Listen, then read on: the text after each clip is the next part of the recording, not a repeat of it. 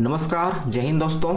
आज हम लोग मैथ प्रैक्टिस सीरीज में पार्ट नंबर 11 करेंगे। इससे पहले हम 10 पार्ट ऑलरेडी अपलोड कर चुके हैं। अगर आप देखना चाहते हैं तो नीचे डिस्क्रिप्शन बॉक्स में लिंक रहेगा, आप डायरेक्ट जाकर चेकआउट कर सकते हैं। ठीक है, चलिए आज का हम सेशन स्टार्ट करते हैं पहले सवाल से बिना टाइम गवाए। क्या है सवाल? कोई राशि चक्रवृद्धि ब्याज द्वारा एक वर्ष के अंत में 650 रुपये हो जाते हैं और 2 वर्ष के अंत में 676 रुपये हो जाते हैं, तो वह राशि बताना कि कौन सा राशि होगा। यानी आपको प्रिंसिपल बताना है चक्रवृद्धि ब्याज पे, कंपाउंड इंटरेस्ट पे। एक वर्ष के अंत में 650 और 2 वर्ष के अंत में 676 रुपये हो जाते हैं। मान लीजिए कोई एक राशि है, ये आपका एक वर्ष के अंत में, एक साल के बाद में कितना हो जा रहा है? 650 रुपये हो जा रहा है।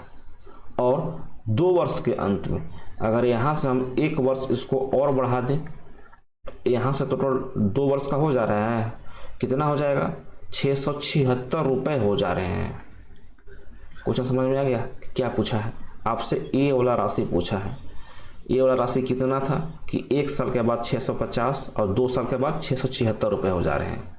आप इतना का देखो, टाइम डिफरेंस एक साल का है, 650 से 676 रुपये हो जा रहे हैं।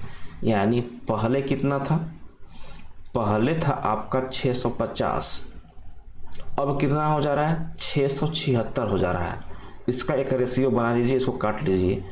26 का स्क्वायर होता है 676, 26 बार में चला जाएगा, और 26 से 650 25 बार में कट जाएगा। यानी 26/25 यहाँ से आया, यानी पहले 25 था अब 26 हो जा रहा है। ध्यान से सुनिए हम क्या बोल रहे हैं। पहले 25 रेशियो में था, अब 26 रेशियो में हो जा रहा है।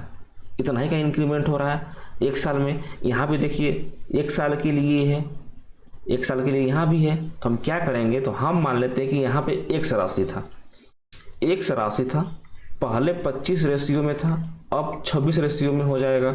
और यही वैल्यू तो 650 दिया हुआ है एक साल के बाद। समझ गए? अब क्या करना है, काट दीजिए इसको। 26 से 650 25 बार में कट जाएगा। 25 गुना 25 कितना हो जाएगा? यानी x बराबर 625 रुपये यहाँ से आपको आंसर मिल जाएंगे।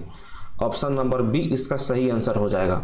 यानी उसके पास 625 रुपये स्टार्टिंग में थे चक्रवृद्धि ब्याज पर, एक साल के बाद 650 रुपये हो जाएंगे और 2 साल के बाद 676 रुपये हो जाएंगे।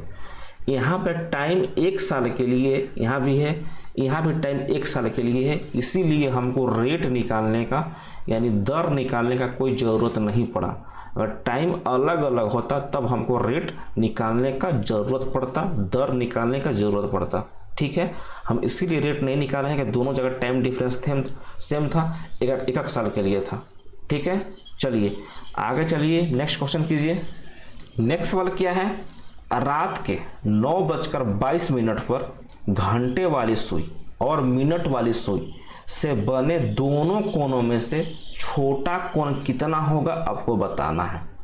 पहले तो आप एक घड़ी का फिगर बना लीजिए, आसानी से। हम क्या करते हैं, एक घड़ी का फिगर बना लेते हैं। मान लीजिए ये आपका घड़ी है, ठीक है, और इसमें बता दीजिए कि सबसे पहले इसका हम आसानी से ले लेते हैं। यहाँ पे 12 होगा, कलर चेंज कर लेते हैं इसका। यहाँ पे 12 होगा, यहाँ पे 6 होगा, यहाँ पे 3 होगा, यहाँ पे 9 होगा। सबसे पहले आप बताइए कि एक मिनट का सुई होता है घड़ी में, और एक घंटे का सुई होता है, और एक सेकेंड का सुई होता है। तो हमसे क्या पूछा है? मिनट वाला सुई और घंटे वाले सुई का बीच का डिफरेंस निकालना है, एंगल निकालना है। तो आप बता दीजिए, जो मिनट वाला सुई रहता है ये पूरे घड़ी को कितने देरी में या फिर कितने घंटे में ट्रेवल करती है।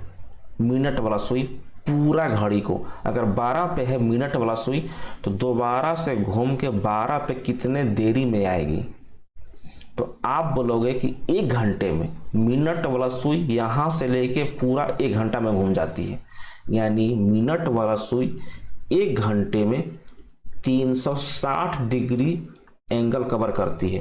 पूरा 360 डिग्री नहीं होगा जी, यानी 1 घंटे को हम 60 मिनट भी लिख सकते हैं, यानी 60 मिनट में कितना कवर कर रहा है, 360 डिग्री कवर कर रहा है। तो 1 मिनट में कितना हो जाएगा, तो 1 मिनट में कितना हो जाएगा, 60 को इधर भाग कर दीजिए, यानी 6 डिग्री हो जाएगा। समझ में आया कि मेरा जो मिनट का सुई है 1 मिनट में 6 डिग्री एंगल ट्रेवल करता है। इसको ध्यान में रखिएगा अभी के लिए। अब आइए घंटे वाला सुई पे। घंटे वाला सुई पे आपसे हम पूछें कि घंटा वाला सुई 12 पे है, इसको टोटल घूम के ऐसे ऐसे घूम के 12 पे आने के लिए कितने घंटे लगेंगे, तो आप बोलिएगा इसको 12 घंटे लगेंगे। यानी टोटल 12 घंटे में घंटे वाला सुई 360 डिग्री का एंगल कवर करती है। तो 1 घंटे में कितना हो जाएगा, 12 से डिवाइड कीजिएगा तो 30 डिग्री का हो जाएगा। ठीक है, और अगर यहाँ से बोले 1 घंटे को 60 मिनट भी लिख सकते हैं कि 60 मिनट में 30 डिग्री का एंगल कवर करती है। तो यहाँ से 1 मिनट का क्या हो जाएगा, तो यहाँ से 1 मिनट का आधा डिग्री हो जाएगा, यानी घंटे वाला सुई 1 मिनट में आधा डिग्री एंगल ट्रेवल करती है, जबकि मिनट वाला सुई 1 मिनट में 6 डिग्री का एंगल कवर करती है। दोनों को आपको रट्टा मार के रखना है, इतना निकालने का कोई ज़रूरत नहीं पड़ेगा आपको। ठीक है, कि मिनट वाला सुई 1 मिनट में 6 डिग्री, घंटे वाला सुई 1 मिनट में आधा डिग्री।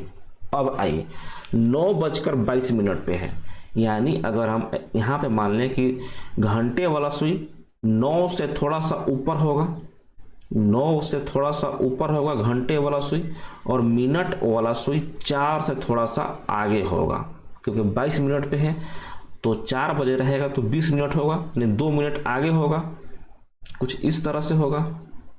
ठीक है, 9:22 पे। तो आपको छोटा एंगल बताना है, तो छोटा एंगल तो यही होगा, ऊपर वाला तो एंगल बड़ा हो जाएगा, ऐसे भी देखने में लग रहा है। ठीक है, हम देख लेते हैं। चलिए हम पहले हम ए वाला एंगल निकालते हैं कि छोटा है कि बड़ा है। कैसे करेंगे, आप बता दो कि यहाँ पे 7 होगा कि नहीं होगा, यहाँ पे 8 होगा कि नहीं होगा। सबसे पहले आपको एक घड़ी में टोटल 12 घंटे होते हैं और 360 डिग्री का एंगल होता है, तो पर घंटे कितना डिग्री का एंगल बनेगा, ये बताइए। टोटल 360 डिग्री का एंगल है, 12 घंटे होते हैं, यानी प्रत्येक घंटे कितना डिग्री का एंगल बनेगा, तो प्रत्येक घंटे 30-30 डिग्री का एंगल बनेगा। 12 पे है तो 1 पे आने के लिए उसको 30 डिग्री चलना पड़ेगा, 30 डिग्री चलना पड़ेगा, 30 डिग्री चलना पड़ेगा, यानी 12 से 3 पे आने में टोटल 90 डिग्री डिस्टेंस ट्रेवल करना पड़ेगा। देख लीजिए, अगर यहाँ पे रहता टोटल 90 डिग्री का एंगल नहीं बन रहा है क्या, ये 90 डिग्री का एंगल नहीं बन रहा है। ठीक है, यानी पर घंटे 30 डिग्री का एंगल बन रहा है। चलिए, अगर आपसे हम पूछें कि 5 से 6 30 डिग्री का एंगल, ध्यान से देखिएगा, 5 से 6 30 डिग्री का एंगल, 6 से 7 30 डिग्री का एंगल, 7 से 8 30 डिग्री का एंगल, 8 से 9 30 डिग्री का एंगल, कितना हुआ 30, 60, 90, 120 डिग्री एंगल हो चुके हैं। कहाँ से कहाँ तक, तो 5 से लेके 9 तक टोटल 120 डिग्री का एंगल हो गए हैं। सही है। अब देखिए, ये जो मिनट वाला सुई है 5 से कितना मिनट अभी पीछे है, इसको भी तो जोड़िएगा ना जी। यहाँ से टोटल यहाँ तक एंगल निकाल रहे हैं, तो आप 5 से 9 तक पहुँचे हैं, तो ये भी तो एंगल जोड़िएगा यहाँ से यहाँ तक वाला। तो कितना मिनट पीछे है, तो आप बोलोगे कि 22 मिनट पे है। 25 पे पहुँचने के लिए टोटल 3 मिनट इसको और कवर करना पड़ेगा, यानी 3 मिनट पीछे है। आपसे हम बताए हैं कि मिनट वाला सुई 1 मिनट में 6 डिग्री करती है, तो ए वाला एंगल कितना हो जाएगा टोटल 3 मिनट के लिए, तो 3 मिनट के लिए 18 डिग्री हो जाएगा। इसमें 18 डिग्री और जोड़ दीजिए। अब हम कहाँ तक आ चुके हैं, टोटल इतना दूरी कर चुके हैं। यहाँ से 5 पे आए, 5 से 9 पे आ चुके हैं। अब 9:22 पे जो घंटे का सुई है 9 से थोड़ा सा ऊपर होगा, 9 से तो ऊपर ही होगा ना जी। कितना ऊपर होगा, तो 22 मिनट टोटल ऊपर होगा। अगर 9 पे रहता सॉरी, अगर घंटे वाला सुई 9 पे रहता तो मिनट वाला सुई 12 पे होता। समझ में आ गया? यानी 9 से घंटे वाला सुई उतना ही ऊपर है जितना कि मिनट वाला सुई चला है। मिनट वाला सुई टोटल 22 मिनट चला है, इसीलिए घंटे वाला सुई 22 मिनट ऊपर होगा। कहाँ से? 9 से। हम टोटल यहाँ से लेके 9 बजे तक आ चुके हैं। अब हमको 9 से आगे का देखना है। तो 9 से आगे कितना जा चुका है घंटे वाला सुई? टोटल 22 मिनट आगे जा चुका है। घंटे वाला सुई 1 मिनट में आधा डिग्री ट्रेवल करता है, तो 22 मिनट में कितना ट्रेवल करेगा? तो 22 मिनट में टोटल 22 का आधा यानी 11 डिग्री कवर करेगा। इसमें 11 डिग्री और जोड़ दीजिए। अब बताइए टोटल कितना डिग्री हो गए? 18, 11, 29 और 120 डिग्री, यानी टोटल 149 डिग्री हो गए। यानी यहाँ से लेके यहाँ तक कितना डिग्री का एंगल हो गया? 149 डिग्री का हो गया। ऑप्शन नंबर बी इसका सही आंसर हो गया। समझ में आ गया कि कैसे करना है हमको? एक क्वेश्चन आपका रीजनिंग में पूछा जा सकता है, एक क्वेश्चन आपका मैथ में पूछा जा सकता है। ठीक है, बस आपको क्या याद रखना है कि जो मेरा मिनट का सुई है 1 मिनट में 6 डिग्री, घंटे का सुई 1 मिनट में आधा डिग्री। टोटल यहाँ से यहाँ तक एंगल देख लीजिए, 30, 60, 90, 120 डिग्री का एंगल यहाँ से यहाँ तक बन रहा है। 3 मिनट पीछे है मिनट वाला सुई, 3 मिनट पीछे है, यानी टोटल 18 डिग्री पीछे है। 18 डिग्री और जोड़ दिए। घंटे वाला सुई 22 मिनट आगे है, तो 22 मिनट आगे है तो 11 डिग्री टोटल होगा।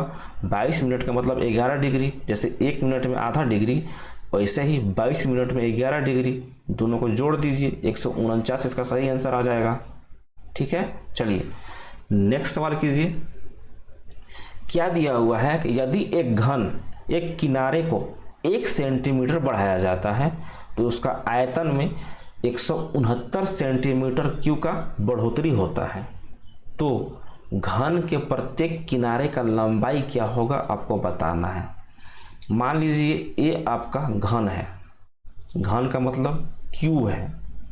अब क्यूब क्या है? क्यूब आपका स्क्वायर से बनता है, वर्ग से ही बनता है। जैसे क्यूबॉइड होता है ना घनाभ, घनाभ आपका रेक्टेंगल से बनता है, लेकिन क्यूब जो है घन है ये आपका स्क्वायर से बनता है, वर्ग से बनता है। ठीक है, घन आपका 3D शेप होता है, जबकि स्क्वायर वर्ग आपका 2D शेप होता है। आपको हम कितने बार बता भी चुके हैं। ठीक है, एक घन है तो घन का प्रत्येक साइड आपका बराबर होता है। अगर ए है तो आपका ए भी ए होगा, ए भी ए होगा, ए भी होगा। चार जितना भी 12 साइड है 12 का 12 आपका ए होगा। अब आइए यहाँ पे पूछा गया है कि उसका 1 सेंटीमीटर उसका भुजा को बढ़ाया जाता है तो उसका वॉल्यूम में 169 सेंटीमीटर का बढ़ोतरी होता है। आपसे हम पूछें कि इस क्यूब का वॉल्यूम क्या होता है, बताओ। क्यूब का वॉल्यूम, क्यूब का आयतन क्या होता है? अगर इसका साइड ए है तो इसका क्यूब का वॉल्यूम आपका ए के पावर 3 होता है, उसी का क्यूब कर दीजिए, भुजा का क्यूब कर दीजिए। बस यही फॉर्मूला होता है। पहले इसका साइड ए था, पहले इसका साइड ए था, अब ए प्लस 1 मान लेते हैं क्योंकि 1 सेंटीमीटर का बढ़ोतरी होता है। तो दोनों का डिफरेंस 169 दिया हुआ है, यानी a प्लस ए का होल क्यूब, क्यूब क्यों होगा? क्योंकि दोनों का आयतन है इसीलिए हम क्यूब कर रहे हैं, माइनस ए का क्यूब बराबर 169 दिया है। यहाँ से आपको a का वैल्यू मिलेगा। ठीक है, तो जो ओरिजिनल साइड था वो मिलेगा। हम इतना क्यों करने जाए, हम ऐसा नहीं करेंगे। हम क्या सोचेंगे, थोड़ा सा अपना दिमाग अलग यूज करेंगे। जब मेरे पास ऑप्शन है तो हम इतना क्यों करने जाएं। ऑप्शन नहीं रहता, समझाना है तो हम समझा सकते थे, लेकिन जब मेरे पास ऑप्शन है तो हम ऑप्शन से करेंगे। क्या दिक्कत जा रहा है? ठीक है, कैसे करेंगे यहाँ पे देखिए। अगर हम मान लेते हैं कि पहले मेरा क्यूब का साइड 8 था, 8 था, तो 8 का क्यूब करेंगे तभी तो उसका भुजा आयतन मिलेगा। तो 8 का क्यूब 512 होता है। कैसे करना है? 8 को 3 बार गुना कर दीजिए, यही आपका 512 आ जाएगा। 64 गुना 8 कीजिएगा तो 512 मिलेगा। अब 1 सेंटीमीटर का बढ़ोतरी होता है, यानी 8 से 9 हो जाएगा, तो 9 का क्यूब कीजिएगा तो 729 मिलेगा। क्या दोनों का डिफरेंस 169 आ रहा है? 9 में से 2 घटाइएगा तो लास्ट डिजिट 7 आ जाएगा, लेकिन आपको तो 9 चाहिए, तो ए नहीं हो सकता है, ऑप्शन नंबर ए नहीं हो सकता है। ऑप्शन नंबर बी देखिए 7 देखिए ऑप्शन नंबर बी। अगर हम 7 मानते हैं तो 7 का क्यूब कितना होगा? 343 होगा। अगर 1 सेंटीमीटर का बढ़ोतरी हो रहा है तो यानी 8 का क्यूब हो जाएगा, और 8 का क्यूब 512 होता है। अगर 512 में से हम 343 को घटाते हैं तो 12 बचेगा, 9 बचेगा, यानी 9 आपका लास्ट डिजिट आ रहा है। यहाँ से 50 बचेगा, 50 में से हम टोटल 34 घटा देंगे तो आपको 16 मिलेगा। यहाँ पे 169 मिला कि नहीं मिला पहले बता दीजिए। यानी पहले उस घन का कितना साइड था? 7 सेंटीमीटर था, बाद में 1 बढ़ गया तो अब 8 सेंटीमीटर हो चुका है। दोनों का क्यूब कीजिएगा तो 343 और 512 आएगा। दोनों का डिफरेंस 169 मिल जाएगा आपको। ऑप्शन नंबर बी इसका सही आंसर होगा। ठीक है, समझ में आ गया कि कैसे करना है। ऐसे कीजिएगा तो आपको लंबा पड़ेगा, एग्जाम में आपका टाइम ज़्यादा लेगा। तो आपके पास ऑप्शन था, ऑप्शन से कर लीजिए डायरेक्ट। ठीक है, अगर क्यूब आपको याद है तो आसानी से हो जाएगा। इसलिए हम बार बार बोलते हैं कि आपको क्यूब याद होने चाहिए, मिनिमम 15 तक। ठीक है, चलिए नेक्स्ट सवाल कीजिए। एक वस्तु 4 सेकंड में 20 मीटर, अगले 2 सेकंड में 10 मीटर और फिर 4 सेकंड में 30 मीटर की दूरी तय करता है, तो वस्तु की औसत चाल क्या होगा आपको बताना है। अब औसत चाल का आपको फॉर्मूला पता होना चाहिए। औसत चाल भूल जाइए, पहले औसत बता दीजिए। औसत क्या होता है? तो औसत यानी एवरेज का मतलब है कि टोटल जितने टर्म दिए हैं सभी को जोड़ दीजिए और जितने टर्म है उससे भाग कर दीजिए। अगर मान लीजिए कि a प्लस बी प्लस सी है, a प्लस बी प्लस सी है, तो सभी को जोड़ दीजिए और जितने हैं 1 2 3 से भाग कर दीजिए, यही आपका एवरेज है। अगर यहाँ पे एवरेज स्पीड है यानी औसत चाल है, तो हम क्या करेंगे? चाल बराबर क्या होता है? चाल बराबर यानी स्पीड बराबर क्या होता है? स्पीड बराबर दूरी यानी डिस्टेंस अपॉन टाइम होता है। यानी टोटल दूरी को टोटल समय से अगर हम भाग कर दें तो आपको औसत चाल मिलेगा कि नहीं मिलेगा पहले बता दीजिए। मिल जाएगा। यानी औसत चाल बराबर टोटल दूरी को टोटल टाइम से हम भाग कर देंगे तो आपको औसत चाल मिलेगा। समझ में आ गया? अब आप क्या कीजिएगा? औसत चाल निकालने खातिर यहाँ से औसत चाल निकालने खातिर टोटल दूरी यानी कुल दूरी को कुल समय से भाग कर दीजिए। क्या मिलेगा? कुल दूरी कितना है? 20 मीटर, 10 मीटर, 30 मीटर, कितना हो गया? 40 और 20 60, यानी 60 मीटर आपको मिल चुका है। टोटल टाइम कितना है? 4 सेकेंड, 2 सेकेंड, 4 सेकेंड, 4 दूना 8 और 2 10 सेकेंड का आपको यहाँ से टाइम मिला। इसको काट दीजिए, 10 को 60 6 बार में कटेगा, यानी औसत चाल 6 मीटर पर सेकेंड हो जाएगा। ऑप्शन नंबर सी सही हो जाएगा। ठीक है, चलिए नेक्स्ट सवाल कीजिए। इस सवाल को आराम से समझिएगा, आपको इस सवाल में कुछ अलग कॉन्सेप्ट देने वाले हैं। ठीक है, एक माया लड़की थी, उसने पैदल 7 किलोमीटर प्रति घंटा के हिसाब से कुछ डिस्टेंस ट्रेवल की, जबकि साइकिल से 12 किलोमीटर प्रति घंटा के हिसाब से कुछ डिस्टेंस ट्रेवल की। ध्यान दीजिएगा, पैदल 7 किलोमीटर प्रति घंटा के हिसाब से कुछ दूरी और साइकिल से 12 किलोमीटर प्रति घंटा के हिसाब से कुछ दूरी ट्रेवल की, जबकि माया ने या फिर महामाया ने जो भी हो 7 घंटे में 64 किलोमीटर का दूरी ट्रेवल की है। टोटल 7 घंटे में 64 किलोमीटर चली है, जिसमें से पैदल 7 किलोमीटर प्रति घंटा के हिसाब से कुछ दूरी और साइकिल से 12 किलोमीटर प्रति घंटा से कुछ दूरी ट्रेवल की है। तो बताना है कि माया द्वारा साइकिल से कितने घंटे का यात्रा किया गया है, साइकिल से कितने घंटे का यात्रा किया गया है। इस सवाल को हम बनाएंगे एलिगेशन से। ये आपका टोटल है कि 64 किलोमीटर का दूरी 7 घंटे में ट्रेवल करती है। ये आपका दूरी है, ये आपका घंटा है, यानी टाइम है। तो दूरी को हम टाइम से भाग कर देंगे तो आपको क्या मिलेगा, पहले बताइए। दूरी को आप टाइम से भाग कर रहे हैं तो आपको यहाँ से स्पीड मिलेगा, चाल मिलेगा। ये भी आपका चाल है, ये भी आपका चाल है। समझ में आ गया? क्या करने वाले हैं हम, एलिगेशन का यूज करने वाले हैं। सबसे पहले एलिगेशन के बारे में आपको थोड़ा सा हिंट्स दे देते हैं कि एलिगेशन होता क्या है। मान लीजिए यहाँ पे आपका स्पीड दिया हुआ है, यहाँ पे आपको स्पीड दिया हुआ है, तो आपको यहाँ भी स्पीड रखना पड़ेगा। ठीक है, इसको यहाँ से घटाइएगा, इसको यहाँ से घटाइएगा, जो रेशियो मिलेगा यहाँ पे आपको वो किस चीज़ का रेशियो मिलेगा। सबसे पहले बता दीजिए स्पीड का यूनिट का होता है। स्पीड का यूनिट किलोमीटर पर आवर में होता है, किलोमीटर पर आवर में होता है। ये भी आपका किलोमीटर पर आवर में होगा। तो जो नीचे वाला यूनिट है ना, यानी अंश और हर, यानी न्यूमरेटर और डिनोमिनेटर, जो नीचे वाला यूनिट है उसी का रेशियो आपको यहाँ पे मिलेगा। यानी आपको नीचे में आवर किसका यूनिट है, टाइम का रेशियो मिलेगा।